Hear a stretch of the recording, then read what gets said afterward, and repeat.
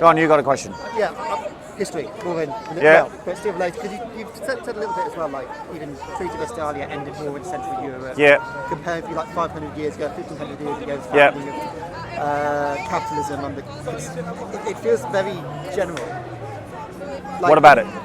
Well, if you say, you say peace after Treaty of Westphalia, but obviously there's about 15 wars building up since then. Yep. So not really. Yeah, that's true. Not really peace. I mean, capitalism Yeah. definitely founded with Protestant worship. Yep. But there was also quite a large slave trade in Europe, not talking about other countries. Yeah. Continents, but that still existed. Yeah. So isn't it a bit more complicated? Yeah, of course it is. But the point is, I'm not talking with people that want to do complicated. I'm talking to people who want to make sound bites. But they're not doing sound bites yourself. No, because the reality is that the emphasis to end the war of the Reformation does emerge out of a Christian milieu. The peace treaty of Westphalia, which you're right, did not establish peace anywhere, but what it did is it changed the reason for war, which demonstrates a myth that's carried on by lots of atheists, liberal humanists, and secularists, that religion creates war, when the Peace of Westphalia actually demonstrates that even if you stop fighting about religion, you're going to start fighting about something else. But that idea of peace was the point that I was making. That need for peace was the point that I was making. By comparison to the fact that Muslims have never had such a treaty, could never even conceive of such a treaty. There was no equivalent of trying to stop war for religion ever in the Islamic world. Never has been. All they did is come up with temporary truces that stopped the war for 10 years, 50 years, 25 years, 6 years, just while they reorganise themselves to fight the next round. And so Shia and Sunni have been fighting for 1400 years. Protestants and Catholics attempted to stop the war because of Christ's teachings about the importance of peace. Well, almost a third of Germans died. I know. That feels like a bigger reason. Yeah, exactly. The French continued with the persecution of Languedoc. Yes, absolutely. We continue to ship people off into North America, South America. Right. You're absolutely right in the sense. Well, nonconformists largely fled. Yeah. They weren't forced out. Well, The act of conformity. Spain, The act of conformity was usually a penal colony. Yeah. So that's not true because they were Catholics. They were Catholic criminals that were kicked out. Okay. They weren't another religious group. So that's not actually accurate. It's just not. It's just not. Right. So I take it you're a secular humanist. Yeah, I'd say so. Of course. Because yeah. So right. Yeah. I would like to talk to you about that, and even offer you a public debate on the matter. But the point is that lots of the tropes that are used by secular humanists like yourself against Christianity are actually, for the most part, from the black libel, the black lie that Protestants used against Catholics during the Reformation. And what happened at the Enlightenment is that liberal secularists took the black lie, and whereas Protestants just applied it to Catholics, the militants of the Enlightenment just applied it to all Christians everywhere. What do you mean? Because I've never heard of... Exactly, you haven't. No. But this is a narrative that runs through liberal secular humanists' assessment of religion. The reality is, bro, Christianity abolished slavery multiple times. Did you know that? Not multiple. Yes, multiple sorry, times. I mean, not yes, exactly, I'm not sure. Exactly. So in the mythology of liberal secularists about Christianity, they have this vision, this view that Christians practiced slavery for 1800 years or 1700 years, and then William Wilberforce came along and Abraham Lincoln, and then we abolished slavery. Not true at all. All the way through 2,000 years of Christian history, Christians consistently fought against slavery, consistently abolished slavery, and on multiple occasions made it illegal. The first time that it was abolished in these islands was in 1068. This is the judge's legal decision, right? No, it was 1068. No man can be free in England. So no man can be held a slave in England. 1068. It was the diet of the synod of. I forget which synod it was. Okay. Some town in England, obviously. But But What I'll say about and William the Conqueror abolished the slave trade in England that was being practiced as a Saxon hangover. but clearly, I mean, it has to be abolished multiple times. That means it was brought back. Yes, Who because brought it back? well, I mean, if we're going to different generalise. different times for different reasons.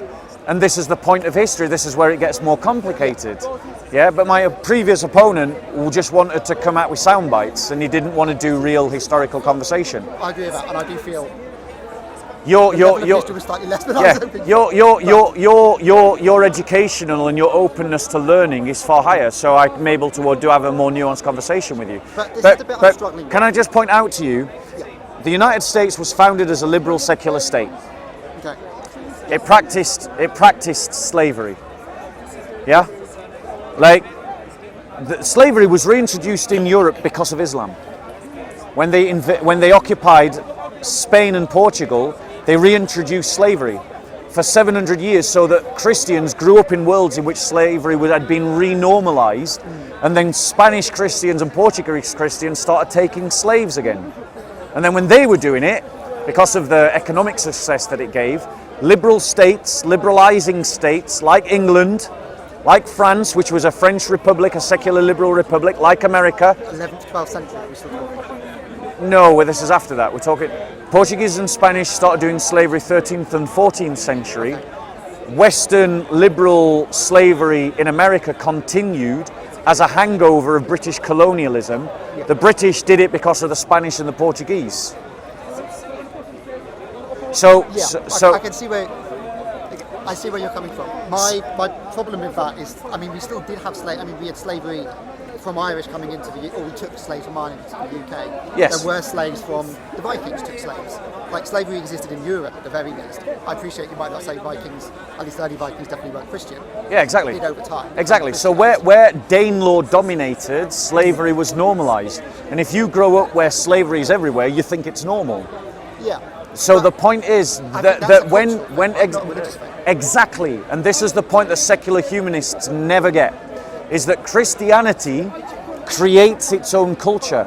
Christianity, when we touch ourselves and build ourselves on the teachings of the apostles and the prophets, it creates a different kind of culture that leads to the abolition of slavery. But when that is pushed back against because it's renormalized through Islamic occupation or Danish pagan occupation, Christians have to relearn their Christianity. I mean, it sounds very weak, I suppose, that version of Christianity when you see slavery coming around and somewhere else you think, oh, we're going to pick that up, that's a nice idea. Well, no, I The think degeneracy, you see it elsewhere in the world. think when degeneracy is just a human condition, but the reality is Christianity consistently elevates, whereas liberal humanism, right? My problems with liberal humanism is firstly it's liberalism, and secondly it's humanism. Okay. And then, well, let's start off by who qualifies as human.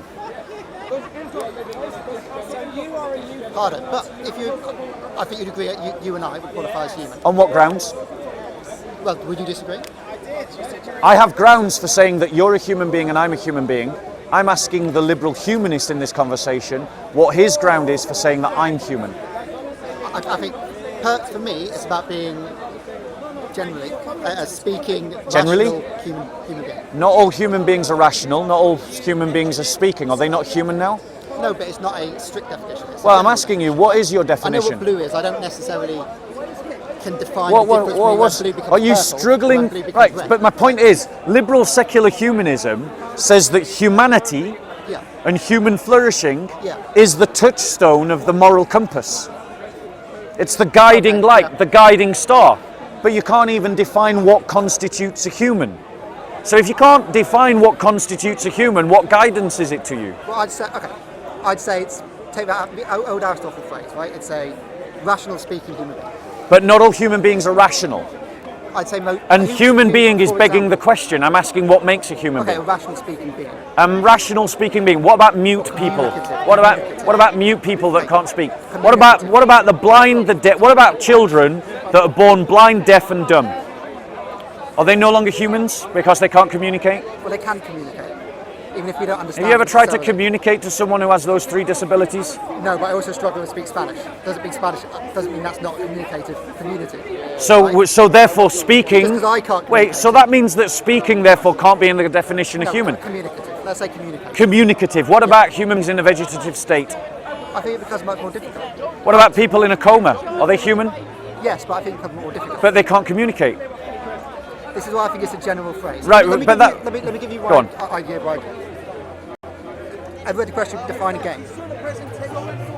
Go on. Define a game. Go on. Well, you can't. That's the point.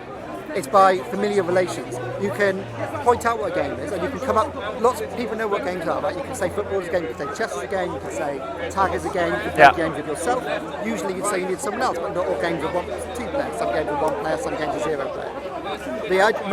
Most general philosophers, academics understand. And you're comparing a that game to is a moral family practice. resemblance. And you're comparing that to moral. Yeah, What you're we know comparing as a that. human being. What we know Right. as a human being. So we know what a human being is because first of all we're human beings because we're beings. wait. we You're recognise- begging the question again. I'm asking you for your definition of a human being, and you can't give it. Every attempt I don't that think you, there's a strict one. No. every attempt that you've made to try and give a definition of a human being Yeah. has failed when tested, because I found an exception to the rule that you've given. Yeah. So this is the first problem of humanism, is that you state that human flourishing is the touchstone of the moral compass, but then when I ask you, well, what's a human then? Your touchstone becomes fudge. It melts under pressure. And that is my first problem with liberal humanism. My second problem with liberal humanism is its values. Okay. Its emphasis on freedom, individuality, and equality. These are problematic values. Why are they problematic values? Because freedom doesn't exist, it's known by its absence. It's like the shadow. You know what a shadow is because it is the absence of light.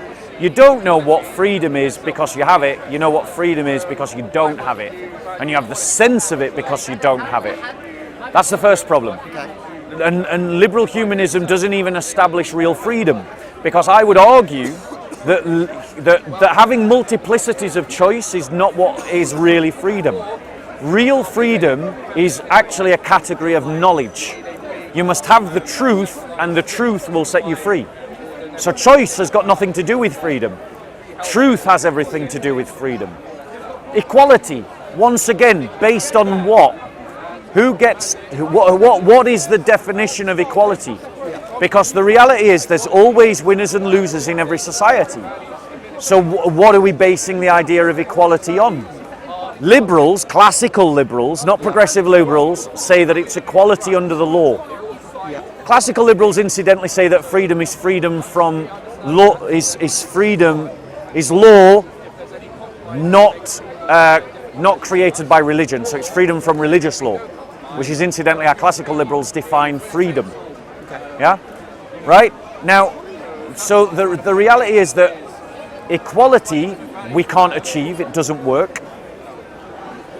It doesn't. Can we pick one? Let's pick one of those and then go with that. Okay, Equality or let's do equality. Equality. Does You think everyone equality under the law can't exist? It doesn't. Liberals can't create equality under the law because they can't define what a human is, and so there are always categories of what I would say are humans that don't have equality under the law. Case in point, abortion, Yeah. the mass murder of children. They are human beings, but they don't have the right to life that you have. If I blow you up in a vacuum or pour acid on you, I'll be arrested, and rightly so.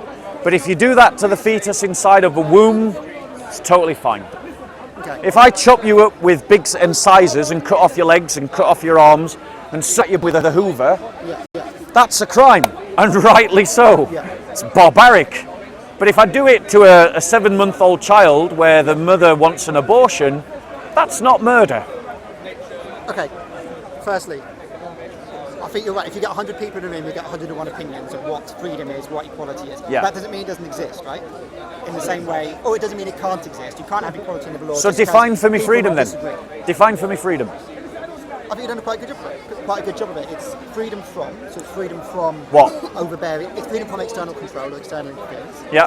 And I think there's an element of it which is freedom to self-actualize.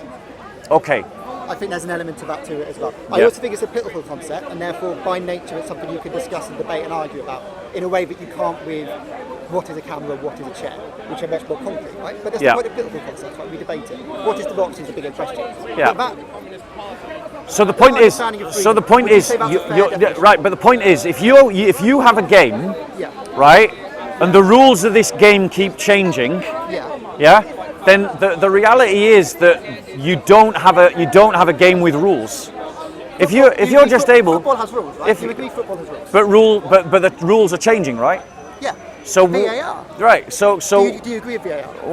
I have no idea what that is. I don't like football. I'm interested. I do. But that's a good example. Football has changed its rules in the last 5 years. It changed rules 10 Right. years ago. Right. So Hockey changes its rules. Basketball changes its rules. Yes, It's changed. right. 500 years ago, yes. football. So how much does football have to change before it stops being football? Well, I mean, go 500 years ago, and they still play it up in north, right? Football, you pick up the ball, Exactly. you get 200 people. Exactly. Oh. Exactly. They Have you still- ever done that, by the way? I've not. You Look should. at me. You should. It's No. really worth doing it. Yeah. But my point to you is, would you call that original football? Yes, because it's still called football. But it's- it is still called it's football. not recognised. Three It- games in the country. It would not. It would not. It would not qualify in the FA. It wouldn't qualify. in the Exactly. FA. But the FA. Exactly. So my point is, so this is what I'm trying to say to you is that your ideology is morphic and is ungrounded, I wouldn't say and ungrounded. therefore, not only do the goals change, but the means to get to the goals change, and this for me is problematic. Okay. By comparison, Can I come in there? yeah, of course, Let's go back when we talked about slavery again. Yeah. Obviously, some Christian, you remember some Franciscans in the 12th century all the way to Wilberforce. Some Christians said it should be abolished. Some Christians did avidly defend it and avidly were for it. I mean, did it change? I mean, clearly, what the Catholic Church changed over the course of 600 years. Anglican Church changed its mind every few hundred years. So let me reply. So let me reply. The inspiration that our Lord gave 2,000 years ago that led to the abolition of slavery has not changed. You can still find it in the Bible. It says, "I have come to set the captives free." Jesus is quoting Isaiah. Isaiah is talking about prisoners of war that were slaves, and he's giving a prophecy of one who would come to set the captives free. Now, Christ is doing it in two senses. He's doing it in the meta sense, which is the meta sense is this idea that Christ is setting us free from sin. He's setting us free from being captives to sin through the knowledge of the truth, which is Him, a knowledge of Him, because He is the truth, right? But the logical outflowing of that is that you seek to set slaves free. And that's why saints, even in the Roman period, were setting slaves free. And as Christians meditated and studied on this, it inspired them to set slaves free. All Christians did meditate and study it. All Christians did saturate themselves in it.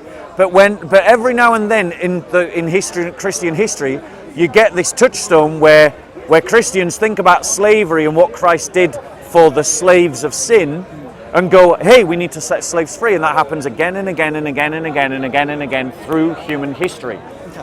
Liberalism and humanism can't give us that. Liberalism can't give us abolitionism. Liberalism didn't give us abolitionism. Liberalism can't give us abolitionism. Liberalism could also, in 500 years, go back to the idea of slavery being a good thing again. I mean, when you have a word where the first three syllables are liberal, Yeah. and the concept is about freedom, and you said it yourself, it's about freedom. I think it's very hard to find any liberal who defends slavery. I would challenge you to give me an example.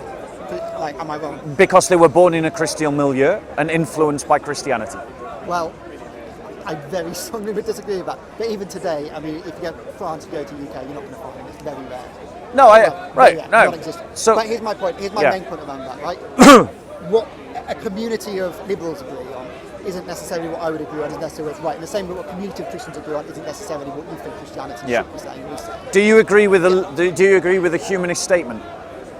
That what? So there's no been God, three we there's should been find three ourselves. productions of the humanist statement. One in the 1930s, one in the 1970s, and one in the 2000s. Yeah. I think it was in the 2000 2000s. exactly. Yeah. What? 2000 exactly. No, 2000. I know the manifesto. So which of those manifestos do you agree with? Honestly, I cannot remember them off the top of my head. I'm not unsurprisingly, I'm not a very good guy when it comes to rendering the manifestos. Right. But it's the statement, right? I do not believe in God. Yeah. And I believe that we find value in the world that we live in. Right. So this is one of the ways in which Christianity is a better guidance to you than liberal humanism. Is that within the Christian community we have the institutional church, and the institutional church has the ability to settle the argument, has the ability to give guidance. I'm just Christian. Just Christian. So the church is in the ethereal. The ethereal church, the body of Christ. And we also have authorities like the Bible. And we have a goal. We have a consistent goal that as Christians we're always aiming at, which is that the job of the church is to produce saints holy unto God. Okay.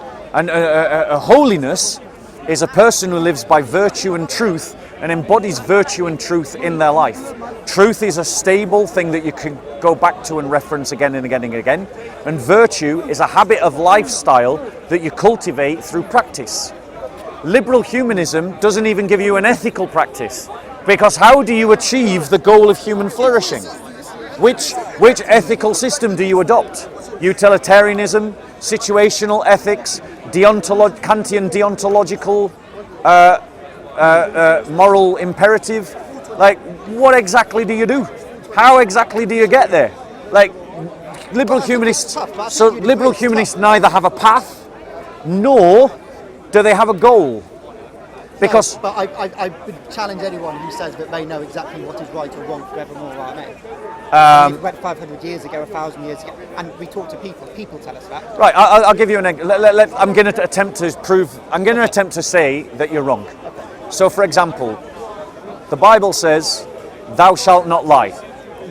Do you think, as a maxim, that is always the maxim that we should aim at, even though, under certain circumstances, it might be trumped, like when you've got Anne Frank up in the attic, or a communist murder at the door, or communist murder. But broadly, yes, it's broadly true. But there's exceptions to the rule, right? Yeah. So what we're saying now, what we're saying is that in every situation, in every civilization, we should create a world.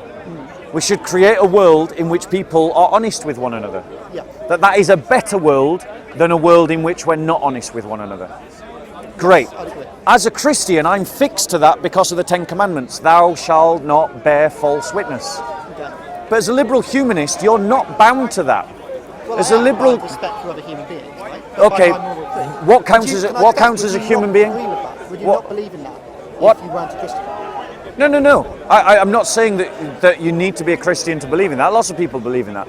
But my point to you is that as a Christian, that's a fixed point for me. It's an unmovable peg. It's been hammered in the ground, and my tent is held up by that peg. Yeah. As a liberal humanist, you can't present to me a basis for agreement. You do agree, and I agree that you agree, but you can't give me a reason to agree. Well, I would say, I'd use an academic word and explain it. I'd say I'm a Kantian-constructivist. Okay. By constructivist, I mean, because we live in a society with other people all around us, that's why we have to be ethical. My grounding is the fact that I live with other people.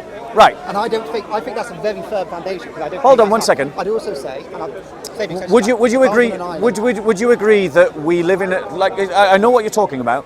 Would you agree that there are competing individuals and competing communities in this island? Yes. And would you agree that one of the ways that a human being can flourish is through gaining an advantage over other people? Probably not, honestly, no. No, well, yes. So for instance, if I'm a human being pursuing my own flourishing as an individual, and I'm selling a car, and if I can get you to buy this car, I'm going to flourish. But the way that I need to sell you this car is to lie to you. By your understanding of this ethical system of pursuing one's own flourishing, my lying to you advances my own flourishing even though it doesn't advance yours. I see where you're coming from. No, because... Go on. Just monetary benefit, you'd agree monetary benefit is not the same as, or monetary improvement is not the same as moral improvement. I agree. So just because I might get a monetary benefit from lying to you, helping create a society in which we lie to each other, that's a moral degradation, that's morally worse. I'm not improving my own flourishing morally, even if I financially benefit.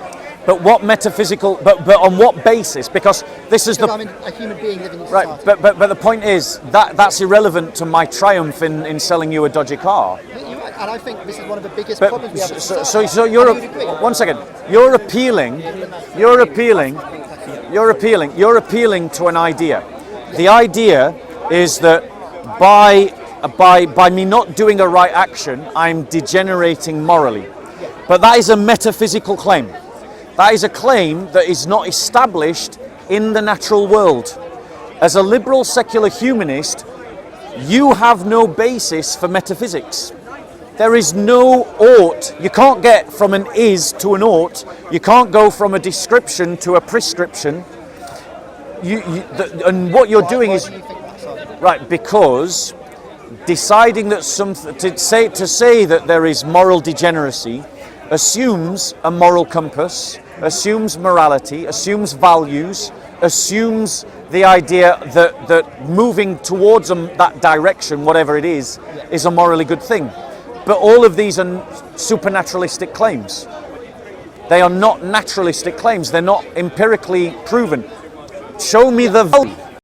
Give me the empirical evidence for the value. Do you think, well, aesthetics, for example, things can look beautiful or look ugly. Yeah. I don't need to believe in God to believe that. I hope you would agree at least that. But human beings find different things ugly. Some people look at Christian art and think it's ugly. Some people look at Christian art and think it's beautiful. I go to the modern Tate gallery and I just want to rip half the pictures off the wall because I think they're a waste of space. My point to you is that liberal humanism, if it's honest, if it's integral, collapses into relativism. And when it collapses into relativism, it collapses into merely who's got the bigger gun, who gets to dominate the other one. And I'll say why I disagree. So I want you to establish for me the grounds by which you can talk about moral degeneracy. What metaphysical grounds can you talk about morality? What metaphysical grounds can you define as moral goodness? And what the direct that we have an ought, that we ought to move towards moral goodness, using a truly atheistic, non-supernatural argument. How do you get there? Okay, so we live in you would agree at the very least, and this is in this statement, we do live in a community. We live in a society with the people around us. We live in a society. I wouldn't say we live in a community. We live in a society. Okay, we live with other individuals. Is that good enough? Yes, we do. We live with other individuals and communities. And I have to interact, engage, trade, talk, all these things with individuals. Correct. Yes. Yes. To do that, to have a conversation, there's some certain rules we almost have. Yeah. Implicit in this conversation. The very basic is I talk, then you talk, and then I talk. Yeah. And I don't punch you in the face, and you don't punch me in the face. You might say we made a promise, almost in that sense. When we just had a conversation. We got a social contract, yeah. Exactly. Yeah. So we ought to not do that. We ought not to break promises. Most of the people would agree a promise has an implicit ought. Right. So. Would you disagree? I am saying that what I'm saying is that you haven't established your reasons for that ought. You've acknowledged that the ought is there, but you haven't established any reason from a liberal humanist worldview why we should follow it, other than the fact that it's a social contract. Okay. If I want to leave society and go on an island and interact with no one ever again for the rest of my life, I think morality goes that way. In that situation, right? Because I'm not impacting anyone, I'm only impacting myself. Now I could. Your argument is from the social contract, but the problem with that social contract is if we as a group all agree that anyone who hasn't got our skin colour should take a second place in society, and we're the ones in power, and we're the ones that are the strong ones, because we have created that social contract, that suddenly becomes the ought. And you know very well that there's plenty of historical examples of where white people have done that. Yeah, absolutely. And we can point to the fact that Christians are treated like as second-class citizens across the Muslim world, because they've made a social contract that Christians should be second-class citizens. So the reality is that this social contract is not sufficient grounds for your ought. But here's my alternative as a Christian. We all have the imatio Dei. We all have the image of God within us. Every one of us is made with it. And it is irrelevant how old you are, what colour skin you've got, whether you're male or female, whether you're black or white, young or old. whether you're abled or disabled, whatever your gender is, whatever your sexuality is, that image of God is there before anything else. And as Christians, we are instructed to honor and to love the image of God, whoever bears it. Which means that we don't agree with abortion, we don't agree with taking slaves, we don't agree with apartheid systems. It's independent of a social contract. Because remember, when Christians were fighting against slavery, we were fighting against it in a civilization that accepted slavery. So we were going against the social contract. Yeah? But you have no grounds to go against the social contract if the social contract agrees that we don't do X, Y, or Z. No, because the fact so first of all, the fact we live in a community of people, that itself has certain rules. But we've just created, in our hypothetical statement, we've just invented a society in which white people who dominate everything have decided that anyone who's not white is second class. Okay. So that's now the social contract. Give me the ought, the reason for the ought to go against that social contract. Do you think we should have that in society? As a Christian, no. But as a Christian, why am I saying that? Why am I saying that? I'm not saying it because I'm not going in a circular loop that says the social contract should not involve slavery because the social contract should not involve slavery. I'm saying that as a Christian, everyone, independent of other factors, anyone who's a human being, has the image of God. Okay. And that let's look at abortion. Use abortion. Well, I'll use you as an example and I'm going to go simple. If I'm talking to you, well, I've got the log coat on. If I talk to you and I said you don't speak English, would you disagree? What? If I said you don't speak English, you disagree. I would assume you disagree. What, sorry? And we could have this back and forth over and over. Yeah. But it wouldn't make sense what I'm saying, right? Go if on. I said you can't speak, you can't use English words. Yeah. It wouldn't make any sense. Yeah. The basis of how we have this conversation doesn't make sense. I think, in the same way, the idea that black people, that women, that gay people, anything like that can't be as equal members of society, it's completely disproven by the fact that you engage people like they're complete members of society. But Like, again, it doesn't make sense all you're to have this appealing, conversation. you haven't established the ought there. All you've done is appeal to the social contract. No, my point is, if we have this conversation, which is a promise that two people can have a conversation with one another, that is the point of living together, that two people can engage with one another. And then you suddenly go, yes, but that person can't do that. But that is exactly I'm what. talking to that person But and that's saying they exactly can't do what that. societies It makes have no done. sense. That's exactly what societies have done again and again and again. And this is But you haven't. failing ethically, You haven't. and that's the proof of it. But you haven't given me any reason for that evaluation that they failed ethically, because A, you haven't given me any foundation for an ethical system. B, you haven't given me an ethical system. And, oh no, sorry, you did. You said deconstructionism, social constructivism. So I'm engaging with your social constructivism, right? The reality is, as a Christian, my trump card over your system is this: I have an ought. I must be like my God. I must be holy like my God, right? Holy as my Father in heaven is holy, right? That is an inexhaustible goal. Right? There's always room for improvement at every level, because to be perfect is a never-ending direction, right? And I also have a structure. I have a framework by which I can achieve that goal, to embody virtue and to embody truth. And I have a source of truth that I can use, that I can then embody. And in terms of an ethical system, I have an ethical system called virtue ethics, which is independent of society. It's actually independent of other individuals as well. It's purely internal. It's the habits of my own lifestyle. And I'm positing that that is a far better way to achieve, a far better system of thought to achieve human flourishing than what you're offering. But because again, I'm going to go back then, because if we look at the history again, we can see slavery for 1,500 years, 2,000 years, under any monotheistic religion, Christian or Muslim or you see slavery coming about constantly. Yeah. I think it's. Go on, I'm listening. There are some Christians who have historically gone against that. Yeah. And especially around the turn of the 18th century. Yeah. But for a good 600 years it did happen. No, that's And wrong. Every time you say that slavery came about adjacent, when you had it coming about in Al-Andalus, when you had it coming about from the Barbary slave trade, Christianity started adopting it. That seems like a very tepid moral system to me. Right. If you have 100 years ago, even, you can see the complete subjugation of women. You can see women seen as property based on law in the UK, which in itself was based on Christian natural law. Yeah. And then you have homophobic laws, and before then, you still have it today with anti-trans laws, you still have it today with public order laws, which just don't seem. If you think that's coming from Christianity, I'm very concerned. You're right. Christians are anti-trans ideology, and the reason why Christians are anti-trans ideology is because trans ideology is anti-woman. The fact of the matter is, trans ideology is essentially the triumph of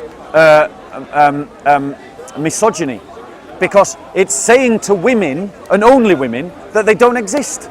That actually women are a non-thing, that are not identifiable, and that actually they should share space that they won through their own efforts to establish greater equality, that they should now sacrifice that in sport, safe spaces, in terms of in prison or in toilets or in housing shelters.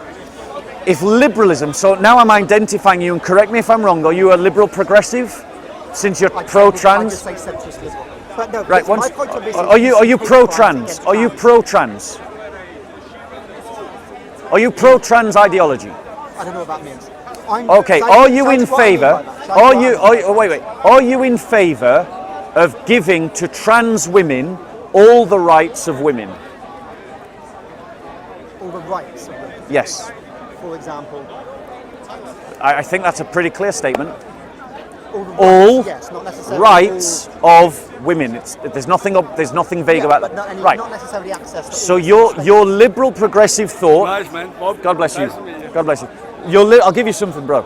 Your liberal progressive thought has made you anti-woman. I don't think You so. are anti-woman. In what way? In that you deny women their natural rights. Thank you, Bob. You deny them safe spaces. You deny them their existence. When you say natural rights, What's a woman? What do you mean natural rights? What's a woman? Well, I got there first. Let me get mine. Yes, What that's do you true. mean by Fair natural rights versus physical rights? Right, so I'll give you an example. I'll give you an example of natural rights, right? Yeah. A natural right. Women are the weaker sex. It's pure fact. It's pure fact, bro. And actually, trans ideology has proven to us inconclusively that women are the weaker sex.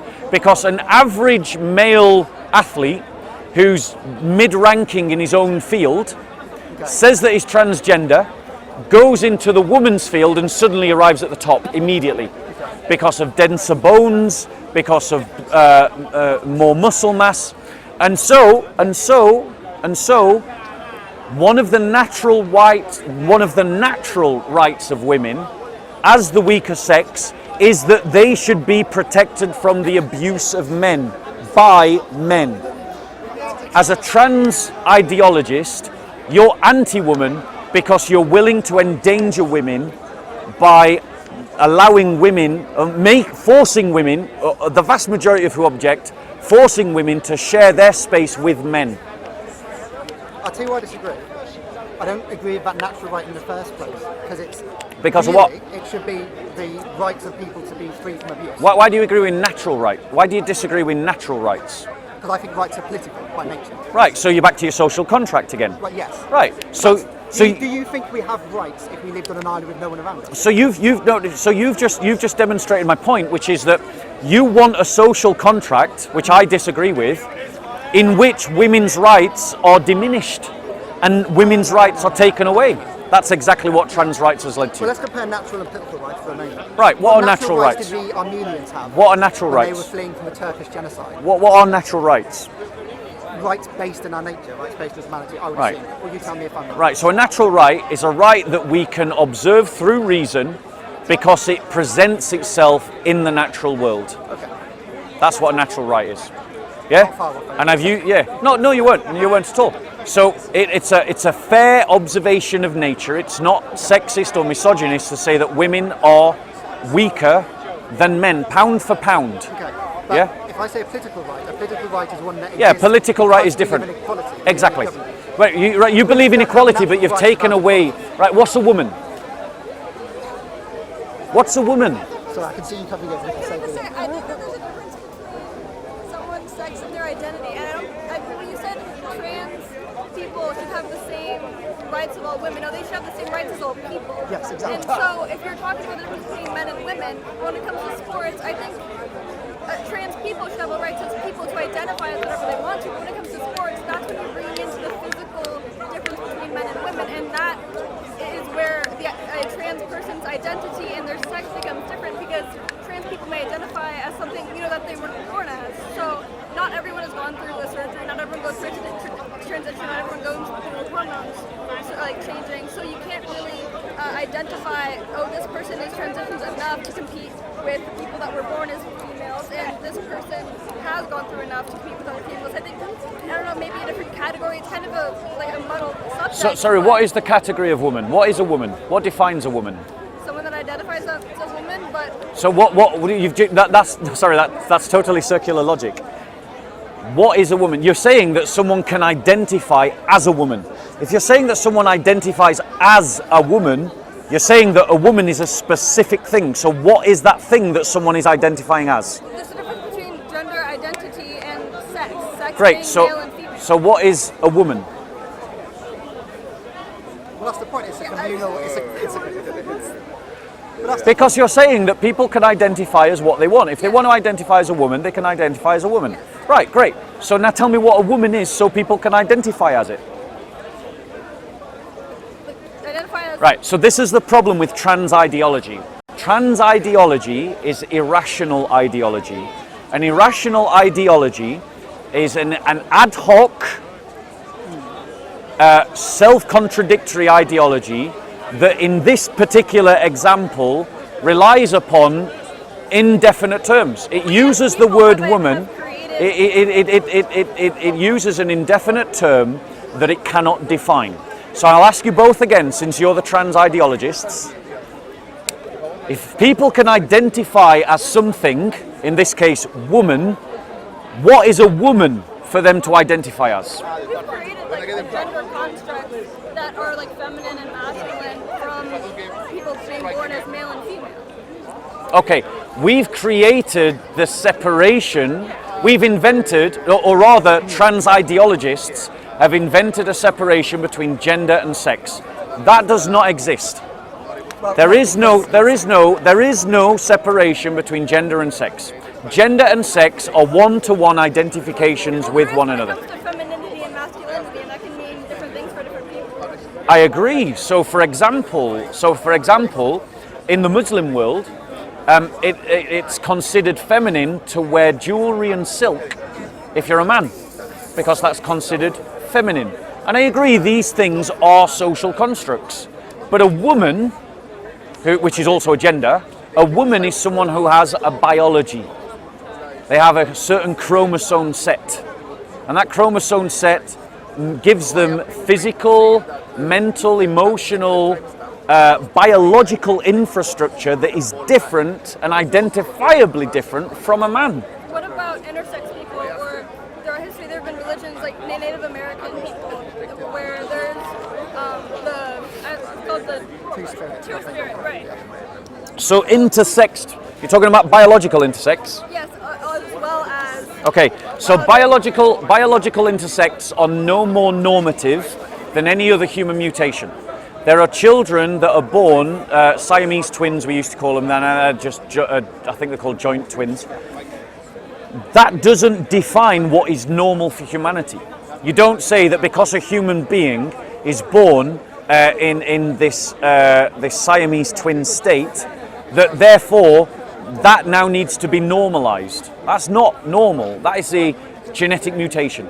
That is a genetic chromosome mistake in the development. It's abnormal. So intersex is abnormal. And the thing about trans ideology is it's trying to normalize that which is abnormal, and it's trying to convince the world that that which is false is true, which is another problem with liberalism. I think you're going from this one a little bit, but still. Can I just ask you, can you define what you think woman is? How would you define? Yeah, a woman. Now, I might embarrass myself with the genetic makeup, but if my memory serves correctly, yeah, it's X and Y chromosome makes up a woman. So no one. Or is it X and X? Is it X and X? Yeah, you're right. I knew I was going to get the wrong way. So it's X and X that makes up a woman, and it's X and Y that makes up a man. So no one knew what a woman was before the 1950s and genetics became a field. No, actually, loads of people knew what a woman was. So In fact, everybody knew what a woman was. Linnaeus, Newton, I don't think Jesus Christ knew about fucking XX and what XY. They didn't need to. You know how why? did they know what women Yeah, shall I tell you why they didn't know? Because we didn't have trans nonsense. We've got trans nonsense now, and trans nonsense has obfuscated and conflated what a woman is, The Romans understood. as identified by the fact that I've asked you women to identify what a woman is, and you can't. Well, it's a self-identity thing. That's my No, it point. isn't. It's a genetic thing. Well, it's a genetic thing, then no one knew about it before genetics. So this is People not knew true. what water was before No, we knew what no, people are pushing. No, that's just not true. If you go through history, people knew what men and women were in history. Why? I think it's purely physical. No, not at all. Well, yeah, it's purely biological.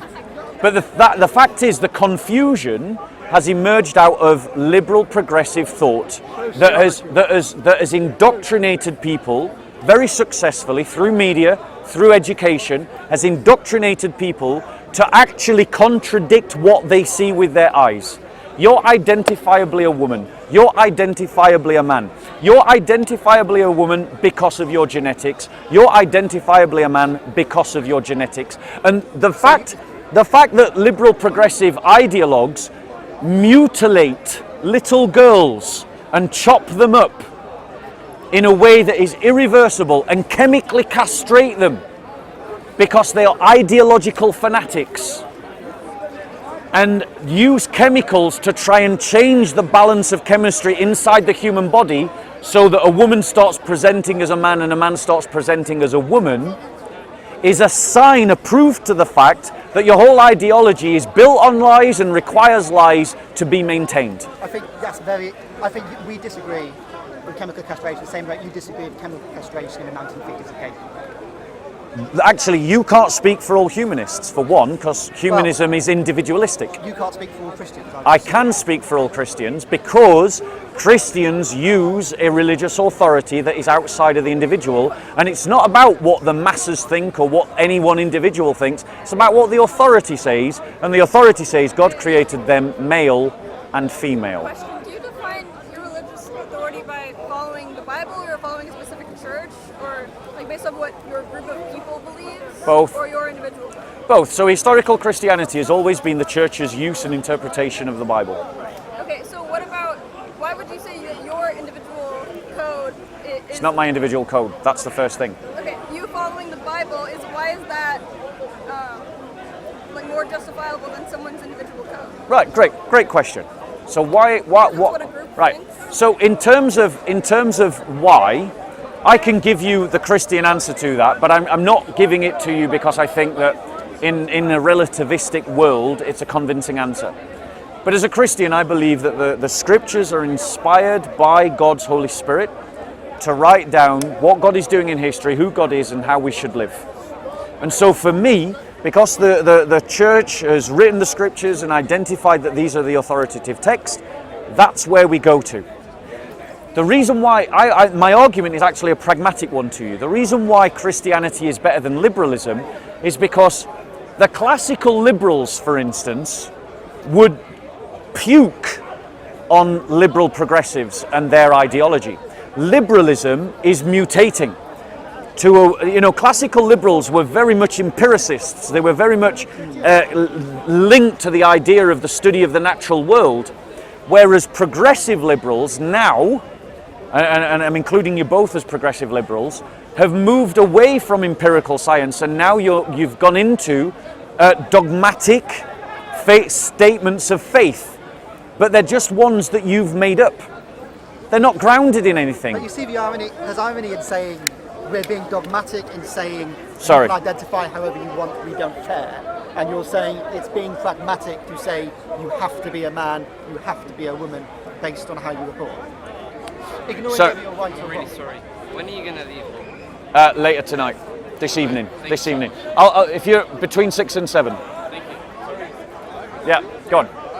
But I mean, this is the main point, right? I mean, you even say you can identify someone as a man, you identify someone as a woman, and that might be different to how someone actually is biologically. No, it's no different. If It's no someone, different. if someone, looks like a woman, they are definitely a woman. if they are born a woman, they're a woman. If they are born a man, they are a man. Okay, but if they look like a woman, someone can look like a woman. And be a man. Doesn't Do you change agree? what their genetic code is. But you agree, so you agree, right? Someone can look like a woman. It's not a trick question. Someone can look like a woman, but be a man. Someone can look like a man and be a woman. Yeah, that's right. But So but why does it looking, matter? I could look like a monkey, but it doesn't make me a monkey. Like that, you know, you can buy really good costumes. Like, have you seen the Cadbury's advert of the drummer, the ape drummer? Or am I showing my age? Where he goes do do do do do do do do. Yeah, like from yeah, right. He looked like a convincing ape. Like, just because someone looks like something doesn't mean that they are something. That's absolutely fine. Right. So just because someone looks like a woman doesn't mean that they are a woman. Agree. To be a woman, Agree that gender expression and gender identity are different? no. That is exactly the opposite of what I'm saying. Gender expression has nothing to do with gender identity. But you just said Gender and sex. Gender and sex. Gender and sex are just synonyms. You can use them interchangeably. Okay, so you're saying gender expression and sex can be two different things. I am saying that you can look like something, but that doesn't mean what you are. I'm saying that just because you identify as a woman, dress like a woman, present yourself like a woman, does not make you a woman. That is what I am saying, and that's very clear.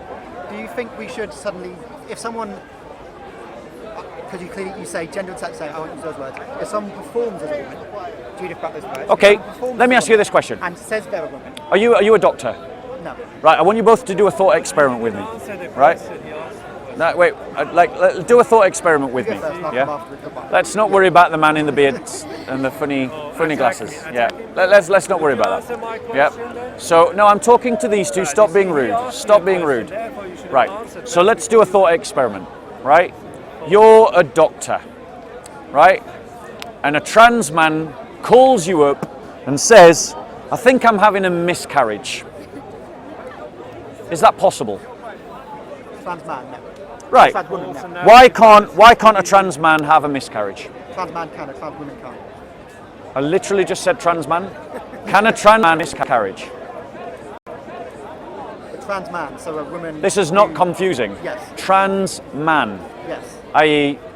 A woman who becomes. No. Say You mean a no. trans No, woman? you're right. I mean, I'm confusing you. You know what it is because in my head I'm thinking of them as a man. Right. So let me. Yeah. You're right. My bad. I'm the one that's confusing the situation. So here's the question: can a man presenting as a woman have a miscarriage? No. Right. Why not? Because they don't have.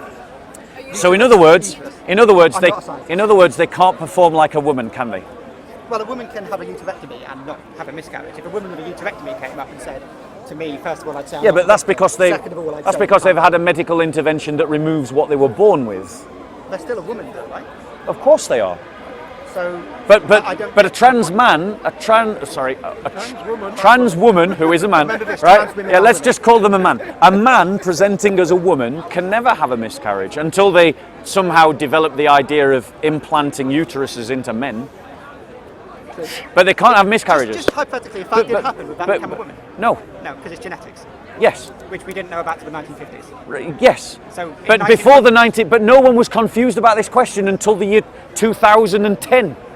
You know, King Henry V in France famously presented as a woman. And was he known as a king? He also known as a queen. It's a very funny situation. He was known as. Everyone knew he was a man. It's a but it's the point. It But gets- no. Hold on. The reality is he was. You even demonstrated my point. He was called king. I think it's a cultural thing as well. So this is my broader point. I think how you choose to identify is what matters. If you choose to identify as a woman, fucking great for you, good for you. Does it impact me in any way? I don't care. What happens if Doesn't someone matter. presents to be a dog? Then does it fucking matter? Yeah, does that mean that they can have sex with dogs? No, of course not. In Why the same not? way But they're that if a present. man- No, hold in on, the same hold way on that one a trans second. woman doesn't Hold on one second. necessarily- Hold on one second. If they're presenting as a dog and a dog wants to have sex with them and they consent to penetrative sex with a dog, what's wrong with that? How do It's a dogs different consent? species. Let's say that dog is the one that initiates. So are you saying different genders? Are you saying that dogs don't initiate sex? Dogs, not in that, no. Yes, they I'm do. Not even beginning Yes, they do. because No, I want you know- to answer that you question. know this is ludicrous. No, it isn't ludicrous. It's using your own logic. And the problem with your own logic is it's so individualistic, and that's the other problem with liberalism, is it's founded, I'll give you a card, bro. It's founded on the idea of liberalism. Well, I think this so- comes back to my community point though as well. Dogs Let- are let- part of the communicative community, so they're not able to in the same way that human can. There we That's go. why if a dog No, I'm sorry, hold on. suddenly has Sorry. it's not suddenly sorry. unethical. Sorry, one second. A dog can communicate that it wants to initiate sex. It mounts your leg. That's not the same kind of communication. You know. No. What about the deaf, dumb? What about the deaf, dumb, and blind child that we were speaking about earlier? Dogs are dogs now. Probably can't consent to sex either. Don't have sex with a deaf Dogs can consent to But I want sex to go if they back initiate. to this point as well. Like, I still don't really have a good answer. How do people know what sex was before genetics? If you need to know genetics to know what sex someone is. Absolutely no one was confused about that question until progressives came along. Weimar Republic in Germany had a famous trans community. Like, there was a massive burlesque. Yes, and built by people trans. knew that it was a trans community. In other words, they knew In fact, what was let's male not and even go female. this far. I'm not a scientist, I'm assuming you're not a scientist either, given what you said No. as well. I don't know that much about genetics, I assume you don't either, given we've mixed up XX and XY chromosomes. But you still know what a man and a woman is. Yes. You still feel you know what a man and a woman is, Yeah. without that understanding genetics. No one was confused about this until progressives came along. You're the ones that confused the question. No, Because you your don't see- ideology. Let me explain why you confused the question. Can you answer mine first? I think this is important. And then I will make my point. Go When on. you can. But I just want to know how, if you don't know genetics, if Yep. you go to a working class community up in Dudley, Yep. or you go to a farming community down in the southwest, Yeah. who aren't experts in genetics, Yeah. how do you think they know, or how do they know what a man and woman is? Because women can get pregnant on the whole. Men are usually the You ones. know what I'm going to say though, right? No. Yeah, not all women get pregnant, right? So it's- Because they have a menopause, they have periods. They do things. Men don't have periods. Did you know that? I did know that. Oh, I'm Women have ju- periods. My mum's quite old nowadays. Yes, I know. But she did have periods, right? She did. There you go then. So, I'm Did not- your father ever have a period? No. No, he might have had a bad case of the piles, but it's not the same. My cousin who's 10 Yeah. had a period. And Yeah. you're not a woman until you've had a period. No, I wouldn't say that you're a woman just because you have a period. So there's a But the third point gender. is, but the, no, We not at all. found the third Not gender. at all. But the point is, the point is, there is a kaleidoscope of attributes and qualities that are connected to the genetic code, that are universal, except in aberrations amongst all women. Right, and it's universal. There are, of course, aberrations. There are, of course, women that don't have periods ever. But you don't say that because of the abnormality that suddenly gives you grounds to changing what is the experience of 99.99999% of women. And it's on the fact of that kaleidoscope of attributes and qualities that are universally, except for aberrations, experienced by all women, that we can identify what was a woman in even before genetics. Now, I'm going to make my point. The point that you... No, I'm going to make my point. Right, I'm going to make my point. The problem with your ideology is because of you fetishize the idea of the individual. You've turned the individual into a god, in which the individual can make pronouncements that contradict science, that contradict observation, that contradict reason. And because the individual is so important to you, they can literally define whatever they want, even though it contradicts reality. And that is another problem with liberalism that Christianity doesn't have. Because Christianity doesn't say that you're an individual independent of a community. We are individuals within a body called the church. And that church has its social contract. But that social contract is defined by the unchangeable terms of the apostolic tradition. Whereas you could not meet John Locke and Thomas Jefferson and get him to agree. He would look at you two and say you're both irrational. But he's a liberal and you're liberals. Liberalism has mutated into what you are, but the liberals of 300 years ago would look at you guys as an anathema to liberalism because you're not empirical. And that's the difference. I can have a conversation with a Christian from 2,000 years ago because we have a common language in terms of virtue ethics. I'm sorry? I do apologise, I didn't catch the beginning of that. Say again? I said you also identified us as a certain political ideology based on one argument I've given you. Are you pro-trans ideology? Yes, but oh, there we go then. That all way up with progressive. Well, there's only one group that's pushing trans ideology. It's progressives. Pushing and accepting. No, pushing. Militant progressives are indoctrinating children. They are prosecuting people who disagree with them. They are persecuting people who disagree with them. So not a lot of diverse viewpoints. Progressives don't want people to have diverse viewpoints, that's correct. Progressives are intolerant, which is another reason why Thomas Jefferson would look at you guys and think you're horrendous. Well, I will say, I think you'd have a much better chance of a conversation with Locke than I would. Because Yeah. Locke would have said that atheists don't have ethics. Yeah. Locke would say you're entirely right. Yes. I think that's a very dangerous viewpoint because Locke also said, therefore, kick out atheists from the country. I disagree with John Locke. Well, then I think you'd have difficulty having these conversations. But I can have a clearer, more based conversation with John Locke than you could. And yet you're but that's my point. You haven't got better. You've degenerated. You can't even define a woman.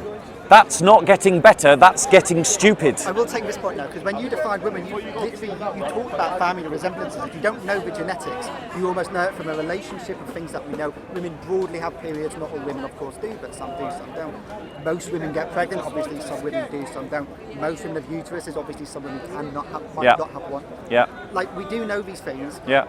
But there's not a 100% case situation where every single woman fits under that one category. No, or and women with XXY chromosomes. Can you give me what's your chromosomes. definition of a woman again? Because you haven't given one. Someone identifies as such. Right, so what are they identifying as? As a woman. And But what is a woman to identify as? It's a self-identifying. No, hold on, bro. Like how you choose Logic. to Let me just. yourself, The how point. you The point. choose The point. to view your So the point is. society, how The you point choose- is. The point is. What you're doing is this. I'm asking you. Right, you're saying that there's this group of people that are identifying as X, right? Let's just leave X unspecified, right? And you're saying that a person is X if they identify as X. And then I'm saying, well, what is X? And then you're saying, well, it's what you identify as. So we might as well swap out the word woman with dog. So if I identify as a dog, I am a dog according to your logic. Because I identify as a dog. Why, if I want to identify as a dog, am I not a dog? But here's the distinction I want to bring up. If you're identifying as a woman and if you are a woman, or if you identify as a woman and your sex is as a woman, they're different things. If we agree with that, at the very least, then what you identify I don't as, agree with that, by the way. If we suppose that to be true. But I don't suppose Let's that to be pretend for true. a moment and just I'm let's not go for pretending that that is true. Well, then how can I explain the difference? Exactly. If you don't pretend- Exactly. If you won't even consider If we the concept, if we how can I remove explain the concept? but that's the point. If we remove reality from this discussion, the whole discussion just evaporates into air. Which is exactly what Marx and Nietzsche warned us about. Well, Marx didn't warn us about it, he celebrated the fact. But Nietzsche certainly warned us that when society decided to reorganize without God as its center, that everything would fall apart, that we would walk over a void, over a chasm, in which north no longer is north and south no longer is south, and we simply float in a void, and we fall into a chasm.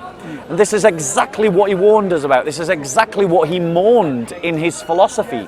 He recognized that it was happening, and he feared the consequences of it, and you are the fruits that he warned us about. But what's the consequences of just accepting someone to identify how they want to? Because, I'm not saying, yeah, go on. let me be clear, Yeah. I'm not saying, therefore you should let them do all the, you shouldn't change the law. Let's not talk about the law, let's talk about politics. Let's talk about healthcare, which has been run roughshod, Travis started to run roughshod, Yeah. as the courts have shown, Yeah. over the rights of children, over the rights of people who are trying to get healthcare, because the healthcare has been substantial. Just in terms of what you choose to identify, whether I call you a he, whether I call you a she, or whether I call you a they, why does that matter? Well, why does it matter? I'll tell you why. No, Society will end. That's no, very no, bro, pragmatic. no. Society will survive, but society won't be. If every man was a woman and every woman was a man. Let me reply. that work? Okay, so let me reply to your point. So you've got a bit here as well. Yeah, thank you. So let me reply to that point. What does it? How does it matter? I'll tell you how it matters. Women have fought for equal rights, and now a bunch of men and their women enablers have decided that women don't exist, and that women's rights and women equality is now being undermined because men are dominating female spaces. Women are being forced to accept men presenting themselves naked in changing rooms, fully anatomized as men because they've identified as a woman.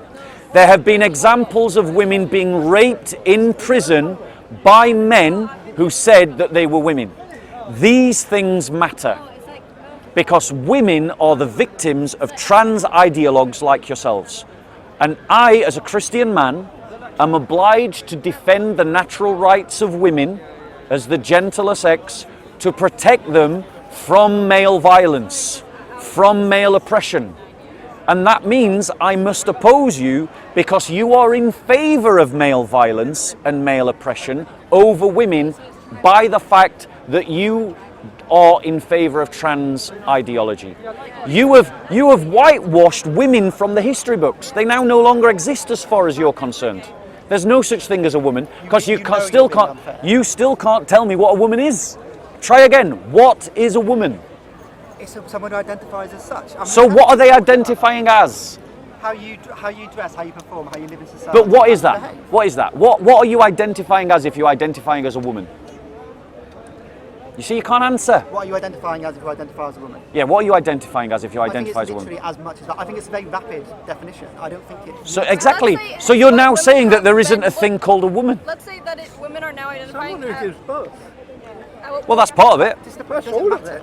If it's so, the point is. I'm it's sorry, so your empty, point it got doesn't lost. Go on. matter. Let's just say that we can specify it as what women have looked like throughout history. Okay, we put it as that we are now distinguishing a difference between male and female and the identity of gender. You don't agree with that? I don't agree with that because women, that is. But we are distinct, but we I'm do. sorry, but this is the lie of liberal progressives. Liberal progressives has reduced women to how they dress and how long they grow their hair. The reality is that is not the experience of being a woman. Being a woman is dealing with estrogen, riding the dragon. Being a woman is being able to give birth. It's about having periods, about dealing with these kind of things. It's A lot about of those dealing. things trans women dealing. can't deal with. No, trans women, right? Are as physically strong as other men. That is not the world that women live in. Women live in a way. Real women, actual women, the real women of the world live in a world in which they must navigate the strength and possible abuse of that strength by men. A trans woman is as physically strong as a man, and therefore could defend themselves like a man. Sorry, let's be clear. A real woman, pound for pound, would always be the weaker sex. Let's not That's be the real upset experience of with women. what If I- do, if I- because they sorry. present themselves as a woman, they have to suffer like women do. They take hormones, they have to suffer like women do. Yes, so it's based on a lie because they have to chemically change their bodies.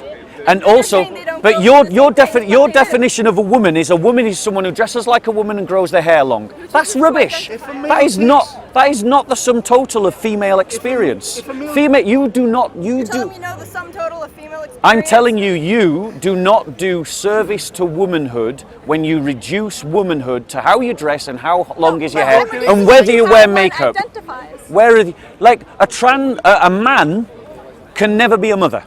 Never. Correct, yes. Can never be a mother. Doesn't matter if they call themselves a woman. give birth. Men and women love children differently. No, men Yes, love they do. children as well. No one ever said anything different. I said they love children differently. I'll give you just a sort of personal experience. It's not objective science. One of the complaints that I know that happens between couples is that men have an ability to tune out. And that includes tuning out children. I had this experience myself. This ability. I tuned out my own little sister, right, when she was crying in a crib, and my mum screamed at me and she said, "How can you listen to that baby cry and do nothing?" Because her mind as a mother was activated by the cries of my little sister in a way that my mind as a man was not. I agree with that. Right? But that is an experience of womanhood that is unique to womanhood. It's beautiful. And you, in your sick, you're not sick, but your sick ideology has reduced womanhood to basically how you dress.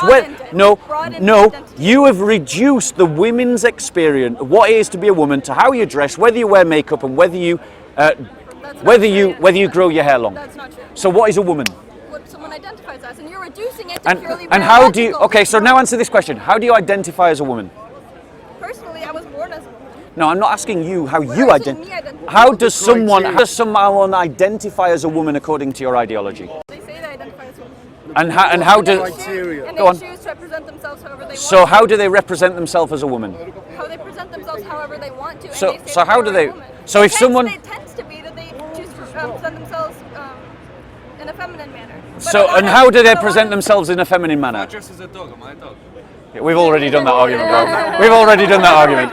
We've already done that argument. Been But there. plenty of people that were born as women choose to dress I know- in a masculine manner. so And if notice- they get misgendered, even though they identify as a woman, and they present themselves looking masculine, they're like, no, So it's actually, I'm a about woman." how they appear, isn't it? No.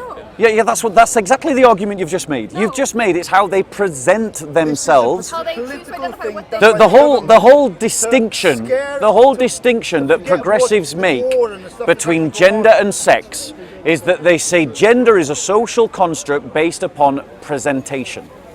And thus they say that if you decide to dress in a long flowing dress and grow your hair long and wear makeup, and you decide to present yourself in a feminine way with long nails, that therefore, and there you call yourself a woman, because you have presented yourself that way, you are a woman. So in other words, progressive ideology has reduced womanhood to simply how you present.